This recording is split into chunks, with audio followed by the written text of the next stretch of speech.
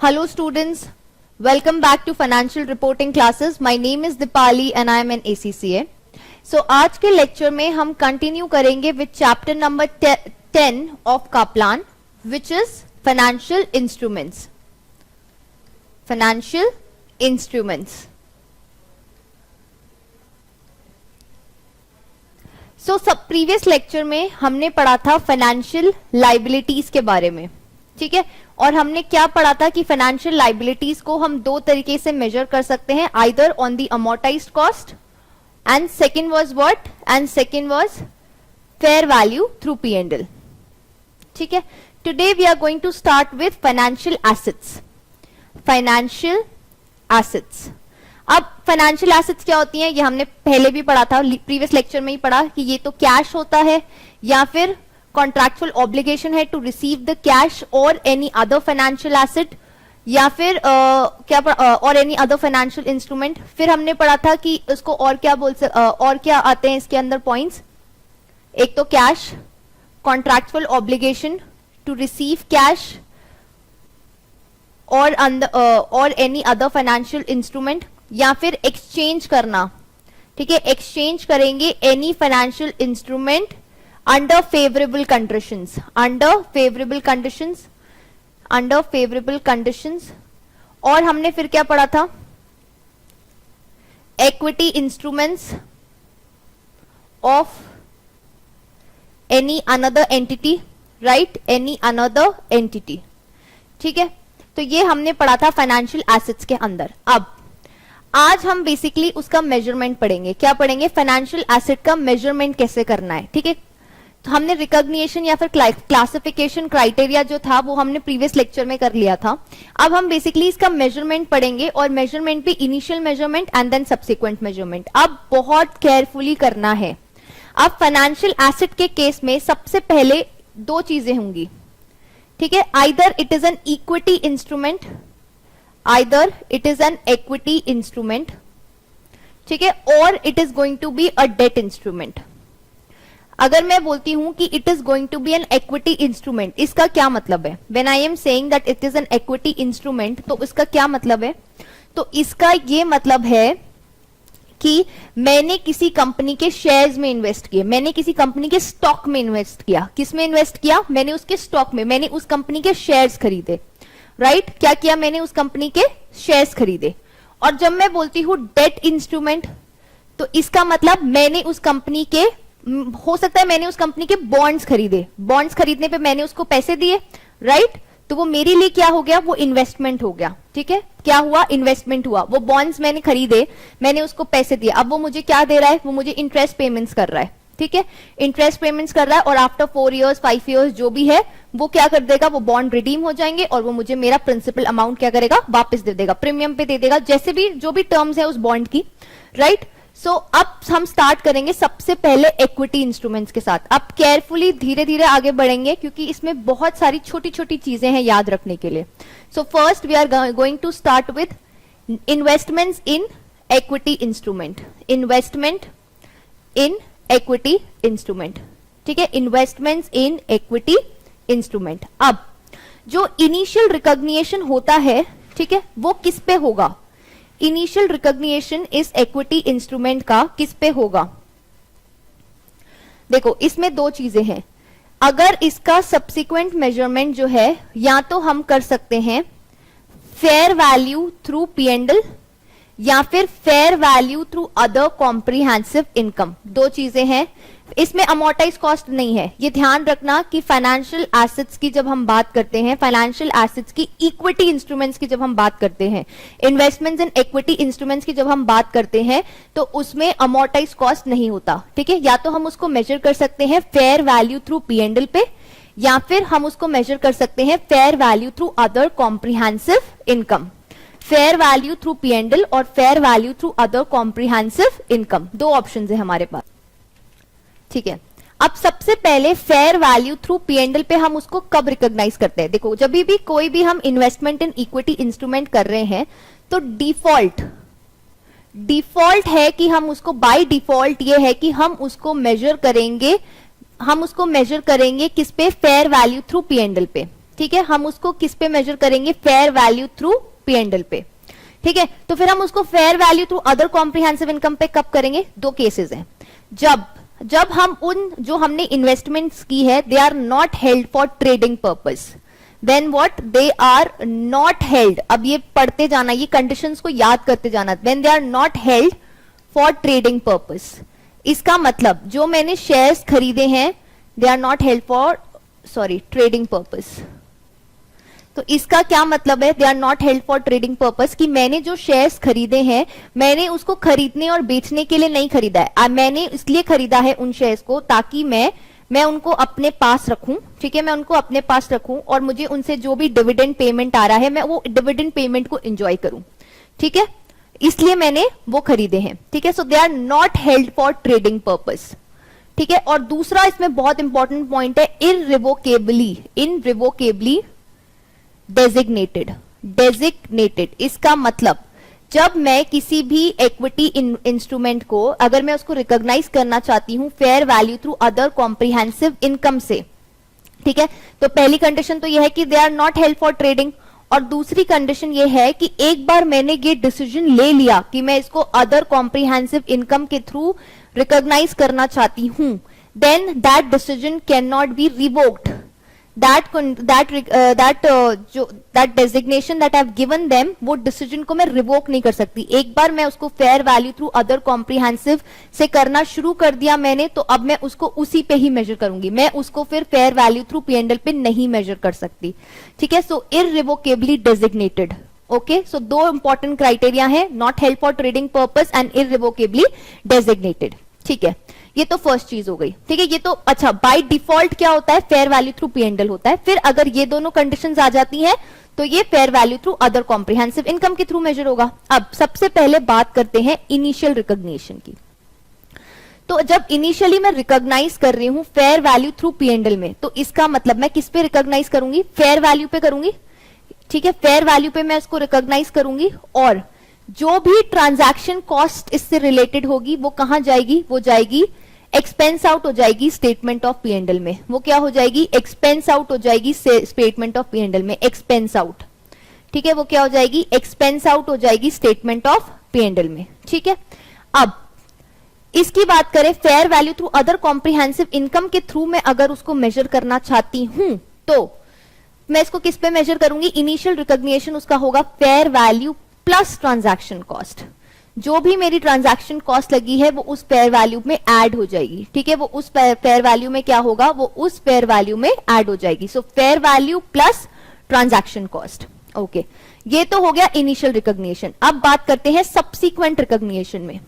जब मैं subsequent recognition की बात कर रही हूं तब क्या होगा, एनी गेन और लॉस, ठीक है, एनी गेन और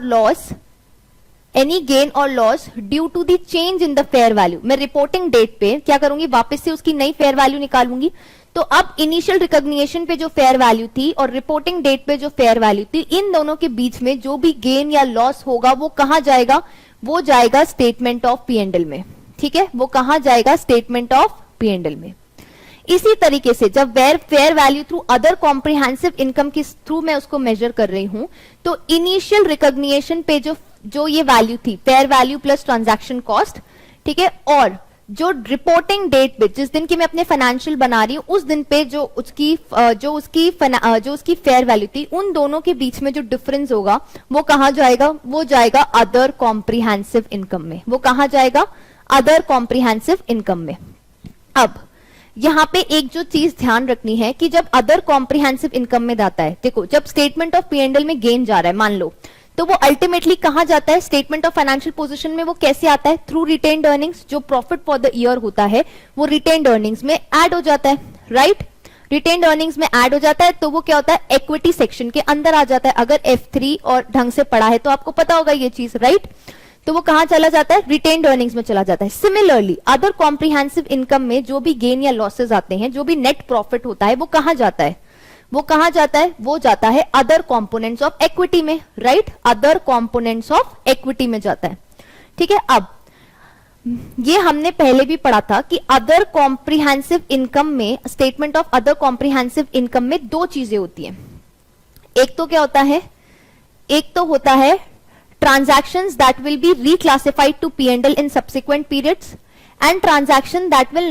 not be reclassified to P&L in subsequent periods. दो सेक्शन बनते हैं अदर कॉम्प्रिहेंसिव इनकम के अंदर, ये हमने पहले भी पढ़ा है. तो इस पे फेयर वैल्यू अगर हम किसी भी इक्विटी इंस्ट्रूमेंट को अगर fair value through other comprehensive income के थ्रू उसको मेजर कर रहे हैं, रिकॉग्नाइज कर रहे हैं, देन एनी गेन और लॉस वो कहां जाएगा, अदर कॉम्प्रिहेंसिव इनकम में.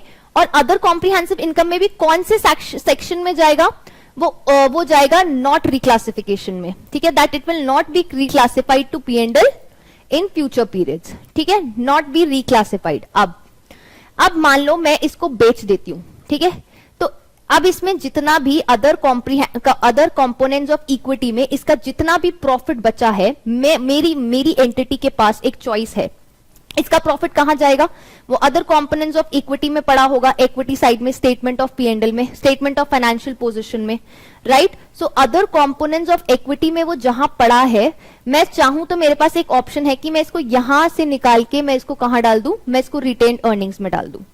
ठीक है, ये मेरा एक खुद का चॉइस है. ओके, सो चलो लेट्स रीड अबाउट दिस.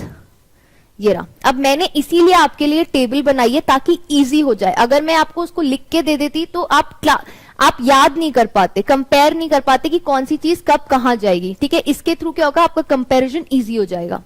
अब अगर मैं बात करती हूं फेयर वैल्यू थ्रू P&L के थ्रू, तो डिफॉल्ट डेजिग्नेशन है ये, कैन बी यूज्ड, और fair value through other comprehensive income can be used if not held for trade, trading के लिए नहीं कर रही, इररिवोकेबली डेजिग्नेटेड. ठीक है. ट्रांजैक्शन कॉस्ट क्या होती है, expensed in profit and loss और needs to be capitalised, that is equity instrument is recognised at fair value plus transaction cost. Accounting treatment की बात करूं, revalued to fair value with gain or loss recorded in statement of P&L, revalued to fair value with gain or loss recorded in other comprehensive income, will not be reclassified to P&L in future periods. ठीक है, उस वाले section में जाएगी. and taken to investment reserves in equity. ठीक है, उसको investment reserves में भी डाल सकती हूँ. If a fair value other comprehensive investment is sold, the investment reserve बोल दो, other components of equity बोल दो, वो रिटेन्ड अर्निंग्स में नहीं जाएगी. ये बस ध्यान रखना है आपको. ठीक है, अलग अलग टाइप की रिजर्व्स हो सकते हैं, वो वहां पर भी जा सकती है. The investment reserves can be transferred into retained earnings और लेफ्ट इन इक्विटी, जैसे भी मुझे रखना है. अगर मैं उसको इन्वेस्टमेंट रिजर्व में रखना चाहती हूँ तो मैं वहीं पे रखूंगी, अगर मैं उसको रिटेन्ड अर्निंग्स में ट्रांसफर करना चाहती हूँ तो मैं ट्रांसफर भी कर सकती हूँ. ठीक है, ये एक एंटिटी की खुद की पर्सनल चॉइस है. ये टेबल सुपर इंपॉर्टेंट है, इसको मार्क कर लो. ठीक है, सुपर इंपॉर्टेंट है. ठीक है, तो प्लीज इसको मार्क कर लीजिएगा.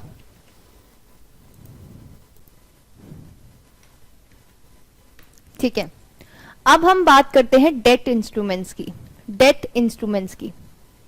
जब हमने इन्वेस्टमेंट किस में कर रखा है, डेट इंस्ट्रूमेंट्स में कर रखा है. ठीक है, इन्वेस्टमेंट इन डेट इंस्ट्रूमेंट्स मतलब हमने किसी के लोन नोट्स खरीद रखे हैं, बॉन्ड्स खरीद रखे हैं. ठीक है, तो इसमें क्या होता है, हमारे पास तीन मेथड्स है रिकॉग्नाइज करने के. सबसे पहला है fair value through P&L, then second one is, first one is fair value through P&L, second one is amortised cost and third one is fair value through OCI. तो तीन ऑप्शंस हैं, fair value through P&L, fair value through P&L, amortised cost and fair value through other comprehensive income. अब कैसे recognise करेंगे हम कि हमें कौन सा मेथड यूज करना चाहिए, ये कैसे पता लगाएं कि कौन सा मेथड यूज करें हम. इसके लिए हमें IFRS ने, इस पर्टिकुलर जो कि IFRS है, उसने हमें दो टेस्ट दिए हैं. कौन से दो टेस्ट? इस टेस्ट का नाम है बिजनेस मॉडल टेस्ट. पहले टेस्ट का नाम है बिजनेस मॉडल टेस्ट. ठीक है, और दूसरा टेस्ट का नाम है contractual cash flow characteristics test.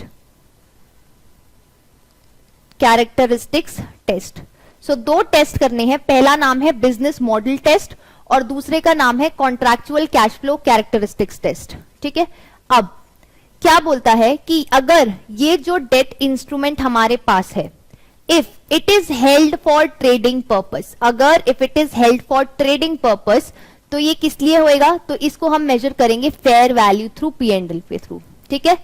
हम किस पे करेंगे, fair value through P and L, ठीक है। अगर if it is held for what, trading purpose, if it is held for trading purpose तो हम इसको किस लिए, कहां, किस पे मेजर करेंगे, fair value through P and L, अगर ट्रेडिंग पर्पस के लिए है तो। अगर ये डेट इंस्ट्रूमेंट जो है ये एंटिटी होल्ड कर रही है, अगर इसको क्या कर रही है, होल्ड कर रही है, holding the investment up to maturity, अगर ये जो एंटिटी है वो इन्वेस्टमेंट को होल्ड करके रख रही है अप टू मेच्योरिटी, तो हम उसको किस पे मेजर करेंगे, तो हम उसको मेजर करेंगे अमोर्टाइज्ड कॉस्ट पे। अगर वो उसको होल्ड करके रख रही है अंटिल मेच्योरिटी तो उसको क्या, किस पे मेजर करेंगे, अमोर्टाइज्ड कॉस्ट पे, ठीक है। और fair value through other comprehensive income में क्या करेंगे, जब एंटिटी उसको होल्ड करके रख रही है, holding the investment up to maturity, however, लेकिन however it may sell the asset, वो इस एसेट को बेच सकता है when an opportunity arises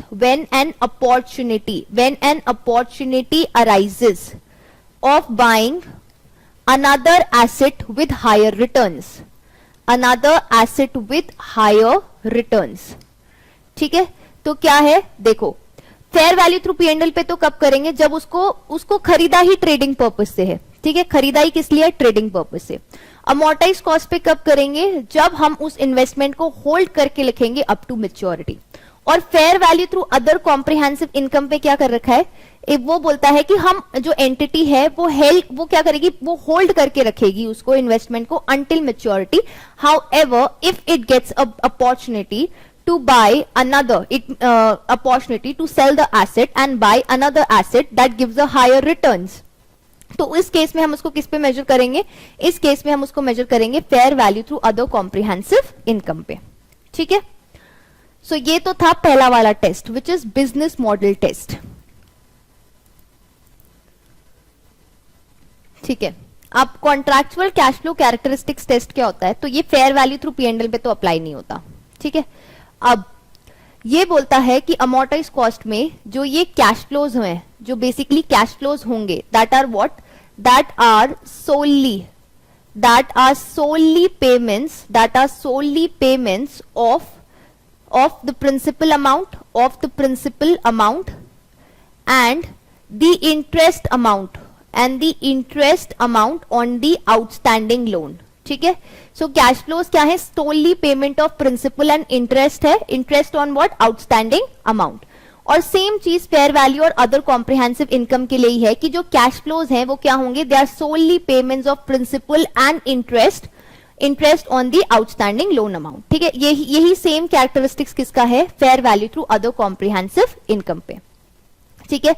so I hope आपको ये क्लियर होगा। अब एक चीज आपको ध्यान रखनी है कि fair value through P and L के थ्रू अगर हम जब इसको करते हैं तो वापस से ये क्या है, एक डिफॉल्ट पोजीशन है, एक डेट इंस्ट्रूमेंट की एक डिफॉल्ट पोजीशन है, ठीक है।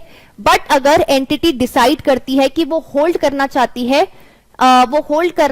है इस एसेट को, ठीक है, अंटिल द मेच्योरिटी, तो वो उसको अमोर्टाइज कॉस्ट पे इसको रिकॉग्नाइज कर लेगी, ठीक है। और अगर एंटिटी ये डिसाइड करती है कि वो होल्ड करेगी इस इन्वेस्टमेंट को अंटिल मेच्योरिटी, लेकिन अगर उसको बीच में कोई अच्छी अपॉर्चुनिटी मिलती है to sell the asset and get another asset which will give higher returns, तो वो उसको किस पे रिकॉग्नाइज करेगी, fair value through other comprehensive income के थ्रू वो उसको क्या करेगी, रिकॉग्नाइज करेगी, ठीक है। आई होप आपको ये क्लियर होगा। अब इसको कैसे मेजर करना है, ठीक है। ये तो अभी हमने क्या पढ़ा, ये तो हमने इसका रिकॉग्निशन क्राइटेरिया पढ़ा कि दो टेस्ट होंगे, business model test and contractual cash flow characteristics test, ठीक है। अब इसका अकाउंटिंग ट्रीटमेंट क्या है, अकाउंटिंग ट्रीटमेंट की बात करते हैं अब अपन, ठीक है। Accounting treatment, so accounting treatment अगर fair value through P and L की बात करें, अमोर्टाइज कॉस्ट हो गया, और दूसरा क्या है, fair value through P and L, amortise cost and fair value through other comprehensive income. अब अगर मैं फेयर वैल्यू थ्रू P&L की बात करूंगी तो इसमें क्या होगा, इनिशियल रिकॉग्निशन तो फेयर वैल्यू पे होगा और एनी ट्रांजैक्शन कॉस्ट क्या होगी, वो एक्सपेंस आउट हो जाएगी स्टेटमेंट ऑफ P&L में। लेकिन अगर मैं उसको अमोर्टाइज कॉस्ट पे मेजर कर रही हूं तो इनिशियल रिकॉग्निशन कैसे होगा, fair value plus transaction cost. Transaction cost क्या होगा, कैपिटलाइज हो जाएगी। सिमिलरली अगर मैं उसको रिकॉग्नाइज कर रही हूं fair value through other comprehensive income के थ्रू, तो इनिशियल रिकॉग्निशन कैसे होगा, fair value plus transaction cost. ठीक है, सो ये दो बहुत इंपॉर्टेंट चीजें हैं। ये तो पहली चीज हो गई। अब बात करते हैं सब्सिक्वेंट मेजरमेंट की। सब्सिक्वेंट मेजरमेंट में क्या होगा, एनी गेन और लॉस कहां जाएगा, स्टेटमेंट ऑफ P&L में जाएगा।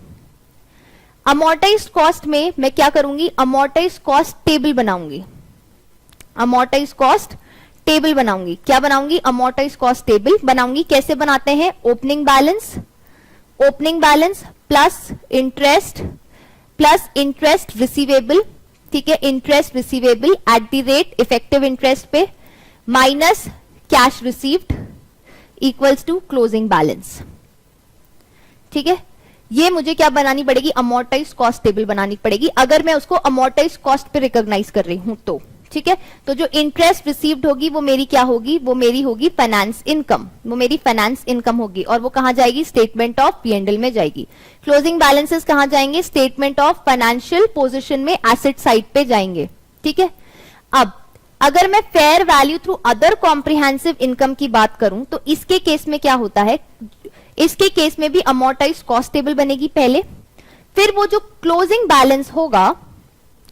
बैलेंस होगा उसको हम रिपोर्टिंग डेट की जो फेयर वैल्यू होगी उससे कंपेयर करेंगे। हर साल की जो फेयर वैल्यू होगी उससे कंपेयर करेंगे और इनमें जो भी गेन या लॉस होगा वो कहां जाएगा, वो जाएगा मेरा अदर कॉम्प्रिहेंसिव इनकम में। कहां जाएगा वो, मेरा अदर कॉम्प्रिहेंसिव इनकम में जाएगा। अब इस चीज की क्लैरिटी हमें तब आएगी जब हम ये नेक्स्ट वाला क्वेश्चन करते हैं। ठीक है, तो अगर जब मैं क्वेश्चन कराऊंगी तब हम तीनों केसेस इसमें कवर करेंगे, fair value through P&L, amortise cost and fair value through other comprehensive income. ठीक है, तो पहले हम क्वेश्चन करते हैं ये वाला और फिर हम उसके बाद में पढ़ेंगे, एक बार पढ़ेंगे ताकि रिवाइज हो जाए। ठीक है, अब क्वेश्चन क्या बोलता है, on 1 January 2001 Tokyo bought 100,000 5% bond for 95,000। ठीक है, तो इसका मतलब डिस्काउंट पे है। कितने पे लाया, डिस्काउंट पे लाया, 5,000 के डिस्काउंट पे। ठीक है, इनकरिंग इशू कॉस्ट ऑफ 2,000 और इशू कॉस्ट उसकी अलग लगी है। Interest is received in arrears. The bond will be redeemed at a premium of 5960 over nominal value on 31st December 2003. कितने साल बाद, 3 साल बाद। Effective rate of interest 8%. The fair value of the bond अलग दी है कि पहले साल के एंड में क्या फेयर वैल्यू है और दूसरे साल के एंड में क्या फेयर वैल्यू है। ठीक है, explain with calculations how the bond will have been accounted for all relevant years if Tokyo business model is to hold bonds until the redemption date। तो अगर सिर्फ होल्ड करना है तो किस पे करेगा, अमोर्टाइज कॉस्ट पे। Tokyo's business model is to hold bonds until redemption but also to sell them if investments with higher returns become available। मतलब fair value through other comprehensive income पे दो चीजें, होल्ड भी करना है, सेल भी करना है अगर अपॉर्चुनिटी अच्छी है। Tokyo's business model is to trade bonds in the short term। तो मतलब fair value through other fair value through P&L। ठीक है, सो ये 3 केसेस आ गए। The requirement to recognise a loss allowance on डेप्थ instrument held at amortise cost of, अभी ये छोड़ दो, अभी ये कुछ नहीं है। चलो, सो लेट्स स्टार्ट नाउ। अच्छा, तो पहले हम उसको फर्स्ट केस में हम उसको किस पे रिकॉग्नाइज करेंगे, फेयर वैल्यू थ्रू हम फर्स्ट केस में किस पे रिकॉग्नाइज करेंगे, उसको अमोर्टाइज कॉस्ट पे। तो अमोर्टाइज कॉस्ट पे जब हम रिकॉग्नाइज करते हैं तो इनिशियल रिकॉग्निशन उसका किस पे होगा, सो 95,000 पे उसने खरीदा प्लस ट्रांजैक्शन कॉस्ट क्या हो जाएगी, ऐड हो जाएगी, सो 2,000 ऐड हो जाएगा, तो इनिशियल रिकॉग्निशन उसका कितना होगा, 97,000 पे होगा। अब हम बनाएंगे अमोर्टाइज्ड कॉस्ट टेबल बनाएंगे, अमोर्टाइज्ड कॉस्ट टेबल। ठीक है, सबसे पहले ईयर लिखेंगे, फिर लिखेंगे ओपनिंग बैलेंस। अब इसमें क्या है, इंटरेस्ट रिसीव कर रहे हैं क्योंकि एसेट है, right. So interest receivable, receivable at the rate किस पे, इफेक्टिव इंटरेस्ट पे बात करेंगे, 8% माइनस कैश रिसीव्ड, जो हमने कैश रिसीव कर लिया during the year, equals to closing balance. चलो ईयर 1 से शुरू करते हैं। अब ईयर 1 में ओपनिंग बैलेंस कितना होगा, 97,000। अब ये जो इंटरेस्ट रिसीव्ड 8% है वो किस पे निकलेगा, वो इस 97,000 पे निकलेगा, ठीक है। तो कितना होगा ये, सो ये आएगा 7760। अब ये जो कैश रिसीव्ड होगा ये किस पे होगा, ये उसी 100,000 पे होगा, ये 100,000 पे होगा, और कितना होगा एट द रेट 5%, ठीक है। कितने पे होगा, 5% पे। इसका मतलब मैं 5,000 माइनस कर दूंगी, तो मेरा क्लोजिंग बैलेंस कितना आया, 99,760। ईयर 2 की बात करते हैं। सो 99,760 प्लस 8% कितना हुआ इसका, 7981 माइनस करूंगी 5,000, तो मेरा क्लोजिंग बैलेंस कितना आ गया, 102,741, ठीक है। अब ईयर 3 की बात करते हैं। 102,741 प्लस 8% इंटरेस्ट कितना हुआ इसका, 8219 माइनस करूंगी 5,000, तो ये कितना आ गया। अच्छा अब देखो, ये जब मैं माइनस करूंगी तो मुझे क्या बोला है, इसने बोला है कि पेमेंट किस पे होना चाहिए, will be redeemed eight a premium, will be redeemed eight a premium of 5960। सो इसका मतलब मुझे लास्ट में उसको कितना पेमेंट करना है, 100,000 प्लस दिस 5960। तो ये मेरा ईयर 3 में मुझे इसको, वो मुझे इतना पेमेंट करेगा, सॉरी मैं उसको नहीं करूंगी, वो मुझे इतना पेमेंट करेगा। तो ये कितना होगा, 105,160, ठीक है। सो तो ये इसने मुझे मान लो 105, एक तो 5,000 मुझे उसने उस साल का इंटरेस्ट दिया, और 105,160 दिया, सॉरी 960 दिया, ये 960 है, 105,960 इसने मुझे दिया, ठीक है। तो दो चीजें दी उसने मुझे, सो बेसिकली उसने मुझे 110 दिया, कितना दिया उसने मुझे, 110,960 दिया, ठीक है। 5,000 दिया और 105,960 दिया, तो उसने मुझे टोटल 110,960 दिया। अच्छा तो अब जब उसने मुझे ये दे दिया, सो 102,741 प्लस 8219 माइनस करो उसमें से 110,960, तो ये कितना आएगा, ये आएगा 0। तो ये करते हैं, इसको करते हैं अमोर्टाइजेशन, अमोर्टाइज्ड कॉस्ट पे इसको हम ऐसे मेजर करेंगे। तो ईयर एंड के, ईयर 1 के एंड में क्लोजिंग बैलेंस फाइनेंशियल एसेट में ये जाएगा, ईयर 2 के एंड में 102,741 जाएगा, और ईयर 3 में तो 0 हो जाएगी उसकी वैल्यू, क्योंकि उसने हमें पे कर दिया तो एसेट खत्म हो गई, राइट। उसने हमें कैश दे दिया तो कैश में होगा वो बैलेंस। अब इंटरेस्ट की बात करें तो ये तीनों साल ये जो इंटरेस्ट है ये मेरा कहां जाएगा, ये मेरा स्टेटमेंट ऑफ पी&एल में जाएगा। ये कहां जाएगा, स्टेटमेंट ऑफ पी&एल में जाएगा। ये मेरा कहां डालूंगी इसको, फाइनेंस इनकम में। कहां, फाइनेंस इनकम में। और ये 5,000, ये 5,000, ये 5,000 और ये चारों चीजें मेरी कहां जाएंगी, ये मेरी जाएगी स्टेटमेंट ऑफ कैश फ्लोज में, ठीक है। ये कहां जाएगी, स्टेटमेंट ऑफ कैश फ्लो में।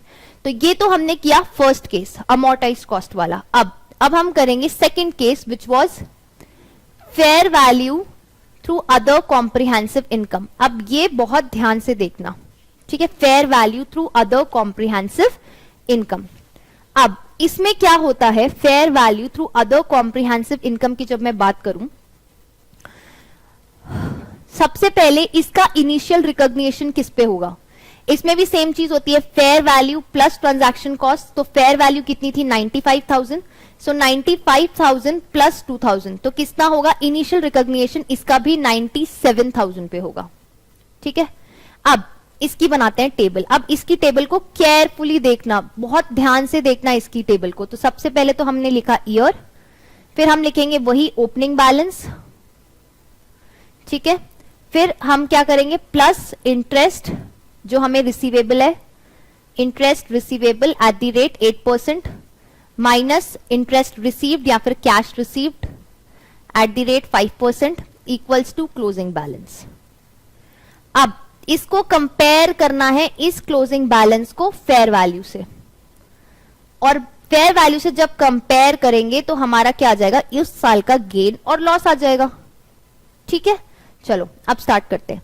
सबसे पहले हम स्टार्ट करेंगे ईयर 1। तो ओपनिंग बैलेंस तो कितना हुआ, 97,000। इस 97,000 पे 8% कितना था, 8% था मेरा 7760 माइनस वही 5,000। तो इसका क्लोजिंग बैलेंस कितना हुआ, इसका क्लोजिंग बैलेंस आया 99,760। पहले भी यही आया था, हाँ 99,760। अब क्वेश्चन ने हमें क्या दिया है, इसकी फेयर वैल्यू दी है बॉन्ड की ईयर 1 के एंड में, जो कि कितनी है 110,000। तो यहां हम लिखेंगे 110,000। अब देखो 110,000 फेयर वैल्यू है और क्लोजिंग बैलेंस है 99,760। तो क्या हुआ, so 110,000 minus 99,760 will give me what, it is going to give me a gain. मुझे गेन दे रहा है ये 10,240 का। ये जो फेयर वैल्यू है तो इसको मुझे रिकॉग्नाइज करना पड़ेगा, इस फेयर वैल्यू को मुझे रिकॉग्नाइज करना पड़ेगा अदर कॉम्प्रिहेंसिव इनकम में। तो अब मैं इसको कैसे रिकॉग्नाइज करूंगी, सो बेसिकली मैं अपने फाइनेंशियल एसेट को करूंगी डेबिट ईयर एंड पे, और क्रेडिट क्या करूंगी, अदर कॉम्प्रिहेंसिव इनकम। कितने से, 10,240 से। तो इससे क्या होगा, मेरी जो एसेट की वैल्यू है वो बढ़ गई, राइट, एसेट की वैल्यू जो है बढ़ गई। तो क्लोजिंग बैलेंस में 99,760 आ रहा था, फिर मैंने ये गेन की एंट्री पास करी, तो अब उसकी फेयर वैल्यू कितनी हो गई, 110,000 हो गई। ठीक है, अब ईयर 2 में जो ये फेयर वैल्यू होगी, क्लोजिंग बैलेंस होगी पुराने साल की, वो अगले साल की क्या बन जाएगी, ओपनिंग बैलेंस। ठीक है, लेकिन ये जो मेरे को इफेक्टिव इंटरेस्ट में लगा रही हूं, ये फेयर वैल्यू पे नहीं लगेगा, ये प्रीवियस ईयर के फेयर वैल्यू पे नहीं लगेगा, ये प्रीवियस ईयर के क्लोजिंग बैलेंस पे लगेगा। इसका मतलब ये जो इंटरेस्ट है, अब जो अगले साल का इंटरेस्ट मैं लगाऊंगी 8%, वो 110 पे नहीं लगाऊंगी, मैं वो वापस से 99,760 पे लगाऊंगी। किस पे लगाऊंगी, 99,760 पे लगाऊंगी। तो ये कितना होएगा, तो ये आएगा मेरा 7981, जो मेरा पहले आ रहा था। पहले भी मेरा यही आ रहा था, देखो 7981। तो ये मेरा सेम रहेगा, बस मेरे को फेयर वैल्यू में चेंज करना है। मेरा कैश रिसीव्ड भी सेम रहेगा 5,000। तो अब क्या वैल्यू बची इसकी, अब जो इसकी वैल्यू बची वो बची है 112,981। ठीक है, 112,981 क्या है, वैल्यू आ गई। अब देखो क्लोजिंग बैलेंस क्या, वो बोल रहा है फेयर वैल्यू ईयर 2 के एंड में है 104,000। कितनी है, 104,000। ठीक है, तो लिखो 104,000। अब 104,000, क्लोजिंग बैलेंस है 112,981 और फेयर वैल्यू है 104,000, मतलब फेयर वैल्यू कम है देन द क्लोजिंग बैलेंस या कैरिंग वैल्यू से उस फाइनेंशियल एसेट की। सो इसका मतलब यहां पे इस केस में क्या हुआ, लॉस आएगा। कितना आएगा, लॉस, और लॉस कितना आएगा, 8981। तो अब इसका मतलब मुझे अपनी एसेट की वैल्यू कम करनी पड़ेगी, तो मैं डेबिट करूंगी अदर कॉम्प्रिहेंसिव इनकम और मैं क्रेडिट करूंगी अपना फाइनेंशियल एसेट। कितने से, 8981 से, 8981 से। ये एंट्री जब मैं पास करूंगी तो मेरी क्या हो जाएगी, एसेट की वैल्यू कम हो जाएगी, राइट। अब ईयर 3 में मेरी एसेट की वैल्यू कितनी है, 104 सॉरी। तो ओपनिंग बैलेंस कितना होगा, 104,000 होगा। ठीक है, इसमें मुझे प्लस करना पड़ेगा वही इंटरेस्ट, 8% इंटरेस्ट, लेकिन वो किस पे बेस्ड होगा, लेकिन वो मेरा जो बेस्ड होगा वो मेरा 102,741 पे बेस्ड होगा। ठीक है, वो फेयर वैल्यू पे नहीं बेस्ड होगा। अब क्या है कि सेकेंड ईयर में मैं इसको 112 पे नहीं ले सकती, 112 पे नहीं ला सकती मैं इसको, क्यों, क्योंकि इसमें फेयर वैल्यू इनकॉर्पोरेट हो गई। यहाँ पे मैंने 110 यूज किया है, राइट। सो प्लस माइनस करने के बाद वो मेरी क्या हो गई, फेयर वैल्यू उसके अंदर इनकॉर्पोरेट हो गई उस क्लोजिंग बैलेंस में। ठीक है, मैं ओरिजिनल वैल्यू जो होगी मेरे को उस पे लेना है, तो मुझे 102,741 पे लेना है। ठीक है, मतलब मुझे जो मेरा इंटरेस्ट, इफेक्टिव इंटरेस्ट जो मुझे अपना चार्ज करना है वो मुझे ऐसे चार्ज करना है, अमोर्टाइज कॉस्ट टेबल पे होना चाहिए वो फेयर वैल्यू उसमें कहीं पे भी इनकॉर्पोरेट नहीं होना चाहिए। ठीक है, सो यहां पे कितना करूंगी मैं, 8219 और माइनस करूंगी 5,000। ठीक है, 5,000 मैं इसमें क्या करूंगी, माइनस करूंगी। अब मुझे ईयर एंड पे कितना पेमेंट करना था, उसने मुझे बोला था, सॉरी ईयर एंड पे मुझे नहीं करना था पेमेंट, सामने वाले को मुझे कितना पेमेंट करना था, सामने वाले को मुझे पेमेंट करना था एक तो 100,000 प्लस उसको मुझे प्रीमियम देना था। क्या देना था उसको, मुझे प्रीमियम देना था 5960 का, तो उसको मुझे पेमेंट करना था 105960 का, ठीक है।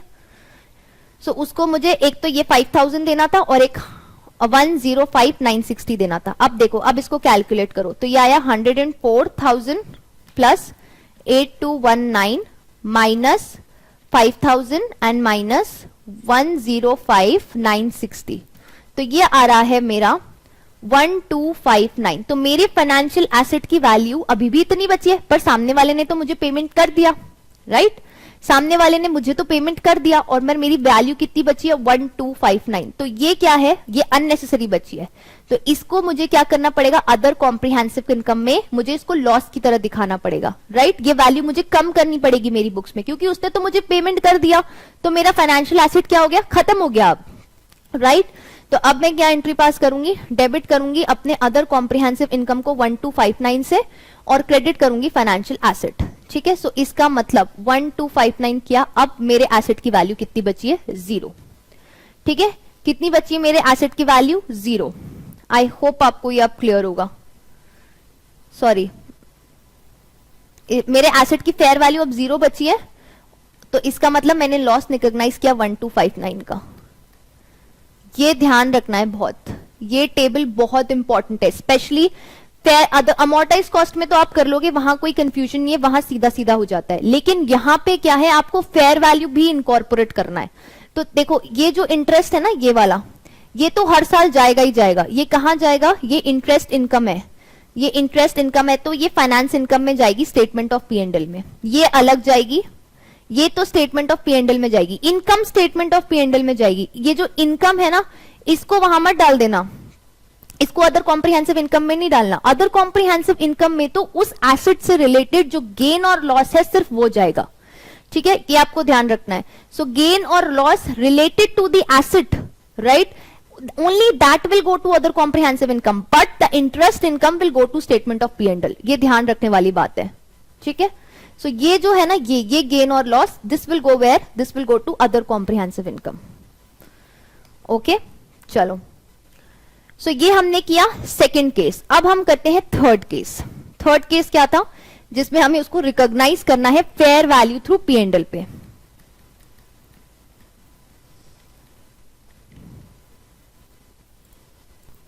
ठीक है, अब फेयर वैल्यू थ्रू P&L के केस में अगर हम बात करें तो क्वेश्चन बोल रहा था कि टोक्यो का बिजनेस मॉडल है कि वो ट्रेड करेगा बॉन्ड्स को in the short term. Assume that Tokyo sold this bond. Question बोल रहा है कि उसने ये बॉन्ड को सोल्ड कर दिया for its fair value on 1 जनवरी 2002, मतलब एक साल बाद वो उसको क्या कर देता है, बेच देता है, ठीक है।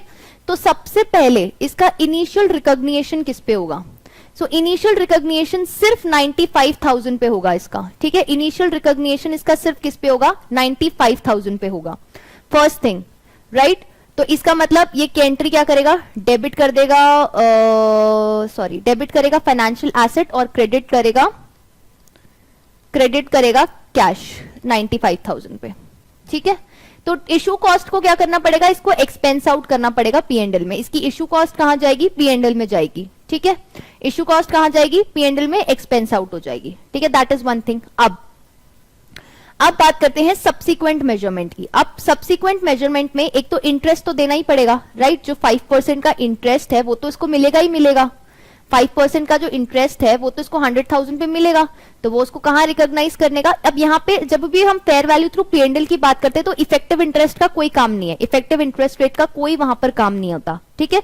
सो ये 5% का जो इंटरेस्ट है वो तो उसको मिलेगा, तो उसकी वो क्या एंट्री करेगा, उसकी वो सिंपल डेबिट करेगा, कैश में मिल रहा है, बैंक में मिल रहा है, क्रेडिट करेगा स्टेटमेंट ऑफ P&L। ये का जो भी इसकी फाइनेंस इनकम है वो उसमें चली जाएगी 5,000, ठीक है। अब क्वेश्चन क्या बोलता है कि वो उस एसेट को बेच रहा है। क्वेश्चन क्या बोल रहा है कि वो उसको कितने पे बेच रहा है, वो उसको बोल रहा है कि वो उसको उसकी फेयर वैल्यू पे बेच रहा है। तो उसकी फेयर वैल्यू कितनी है, अगर मैं इसकी फेयर वैल्यू बात करूं तो इसकी फेयर वैल्यू कितनी है इस दिन पे, 110,000 पे। तो उसको 110,000 पे वो बेच रहा है, ठीक है। और इसकी बुक्स में इसकी क्या वैल्यू है, 95,000 है इसकी वैल्यू, फाइनेंशियल एसेट की वैल्यू ईयर एंड पे, राइट। तो अब अच्छा, यही 5,000 वो रिकॉग्नाइज करेगा और यही 5,000 उसको कैश में रिसीव हो रहे हैं, ठीक है। यही वो P&L में डाल रहा है और यही वो उसको कैश में रिसीव हो रहे हैं, ओके। चलो, अब अब इसकी क्या एंट्री पास करेगा, सिंपल, डेबिट करेगा कैश, ठीक है, क्रेडिट करेगा फाइनेंशियल एसेट। तो कैश उसको कितना फेयर वैल्यू पे बेच रहा है, मतलब 110,000 पे बेच रहा है, फेयर एसेट की वैल्यू कितनी है, 95,000 है। तो इसका मतलब statement of P and L में इसका क्या आ जाएगा, गेन आ जाएगा, क्या आ जाएगा, गेन आ जाएगा, कितना कितना आएगा, 15,000 का इसका गेन आ जाएगा। सो ये करेगा वो जब वो उसको बेच रहा है, जब वो उसको बेच रहा है, ठीक है।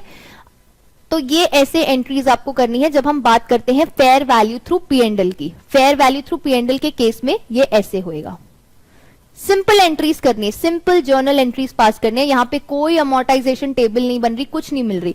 बस यहाँ पे ये ध्यान रखना है कि जो फाइनेंस कॉस्ट, फाइनेंस इनकम जो वो रिकॉग्नाइज करेगा और जो कैश में इनकम उसको रिसीव हो रही होगी दैट विल बी सेम। तो इफेक्टिव इंटरेस्ट रेट का कोई काम नहीं है यहाँ पे, ठीक है।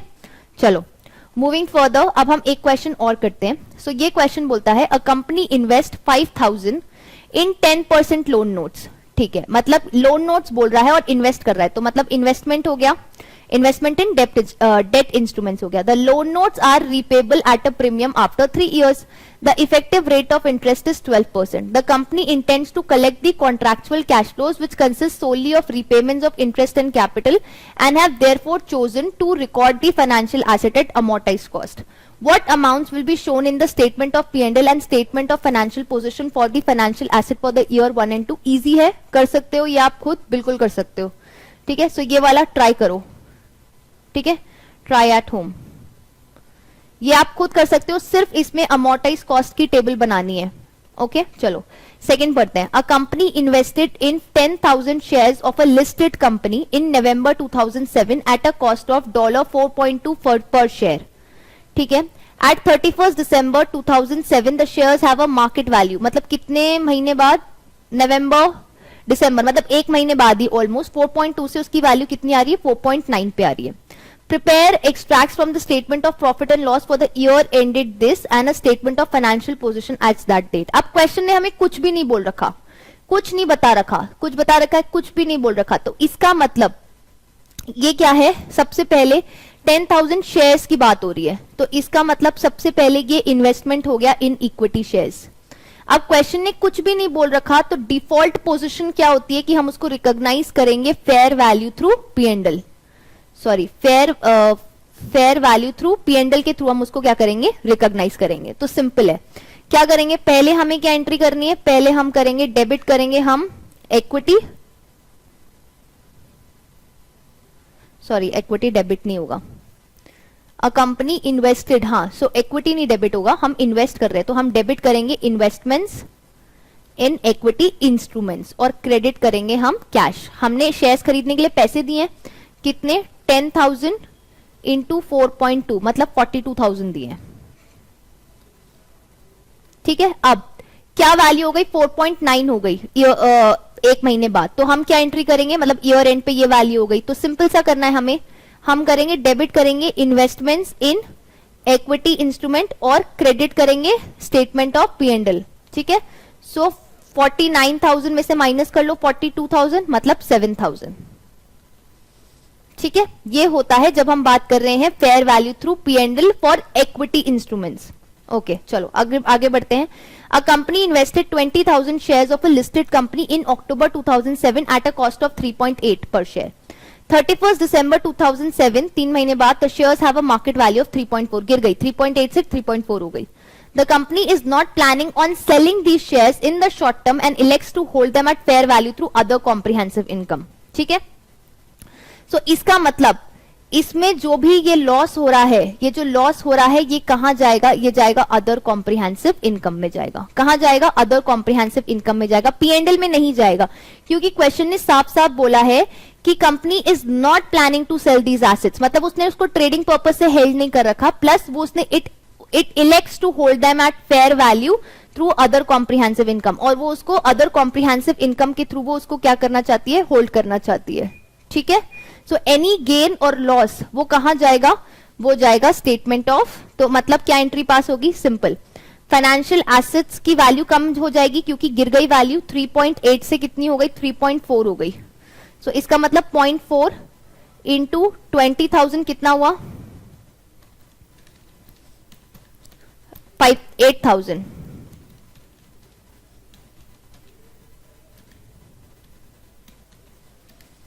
कितना 8000। तो ये जो 8000 की वैल्यू में डिक्रीज हुआ ये कहां जाएगा, ये जाएगा हमारा अदर कॉम्प्रिहेंसिव इनकम में। सो डेबिट होगी अदर कॉम्प्रिहेंसिव इनकम और क्रेडिट होगा हमारा फाइनेंशियल एसेट। फाइनेंशियल एसेट की वैल्यू गिर गई, शेयर्स की वैल्यू गिर गई, सो ये 8000 की ये एंट्री होगी। ठीक है, चलो आई होप आपको ये क्लियर था। अब एक बार हम ना ये पढ़ लेते हैं वापस से। Okay, let's quickly read this. चलो क्विकली रीड कर लेते हैं इसको।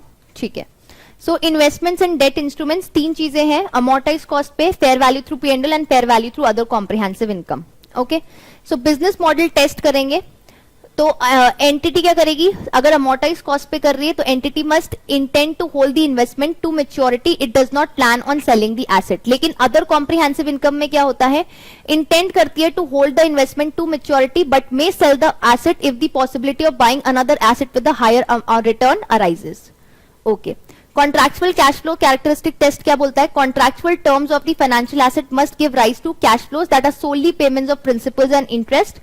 सेम चीज है, must give rise to cash flows that are solely principal and interest payments as for amortized cost। ठीक है, तो fair value through P&L तो क्या है, डिफॉल्ट पोजीशन है और ये तभी होगा when instruments are held for trading purpose। अब देखो amortized cost में और fair value through other comprehensive cost में, इन दोनों के केस में उसको ट्रेडिंग पर्पस से नहीं हेल्ड किया जा रहा था, उसको ट्रेडिंग पर्पस से नहीं हेल्ड किया जा रहा था। ठीक है, चलो अब एक बार ये पढ़ते हैं। ठीक है, अब इसको कैसे रिकॉग्नाइज करना है, 1 सेकेंड। ठीक है, सो इनिशियल रिकॉग्निशन की बात करें, सो वही अमोर्टाइज कॉस्ट पे कर रहे हैं तो fair value plus transaction cost पे, और अगर अदर कॉम्प्रिहेंसिव इनकम के थ्रू करते हैं तो fair value plus transaction cost पे। बट अगर P&L के थ्रू कर रहे हैं सो ओनली फेयर वैल्यू पे and transaction cost will be expense to statement of P&L। Interest income की बात करते हैं, सो कैलकुलेट करते हैं using effective rate of interest recognised in statement of P&L। ठीक है, सेम चीज आती है fair value through other comprehensive income में, calculated using effective rate of interest, however recognise कहां होती है, स्टेटमेंट ऑफ P&L में। ठीक है, लेकिन अगर फेयर वैल्यू थ्रू P&L में होता है तो उसमें किस पे होती है, कूपन रेट पे। जो कूपन रेट होती है उसी पे ही उसका इंटरेस्ट क्या होता है, कैलकुलेट किया जाता है। अब ईयर एंड रिपोर्टिंग डेट पे क्या होता है, year end asset value calculated using amortised cost table. Amortised cost table use करते हैं। ठीक है, अगर अदर कॉम्प्रिहेंसिव इनकम के थ्रू कर रहे हैं तो the asset will be recalculated to fair value with the gain और loss recognised in other comprehensive income. This will be reclassified to P&L when the asset is disposed of. ठीक है, और other comprehensive income में जो gain या loss पड़ा है, जो कि कहां पड़ा होगा, इन्वेस्टमेंट रिजर्व्स में पड़ा होगा। ठीक है, तो वो कहां जाएगा, उसको हम रिक्लासिफाई कर सकते हैं to will be reclassified to P&L when the asset is disposed of। तो मतलब हम उसको कहां डाल सकते हैं, हम उसको P&L में डाल सकते हैं या फिर रिटेन्ड अर्निंग्स में डाल सकते हैं। ठीक है, अब फेयर वैल्यू थ्रू P&L की बात करते हैं। The asset will be revalued to fair value with the gain और loss recognised in statement of P&L। Gain और लॉस डायरेक्टली कहां जाता है, स्टेटमेंट ऑफ P&L में चला जाता है। ओके, चलो आई होप आपको ये क्लियर था। ये 2 क्वेश्चंस हैं, इनको वापस से अच्छे से रिवाइज कीजिएगा। ठीक है, अब मैं इस चैप्टर को आगे नेक्स्ट लेक्चर में कंटिन्यू करूंगी। So do let me know if you have any problem. ठीक है, मीनवाइल इसको अच्छे से रिवाइज कर लेना, जितना हो सके उतना अच्छे से इसको रिवाइज करना। ओके, चलो, hope to see you in the next lecture now. Bye bye, take care, have a good day ahead.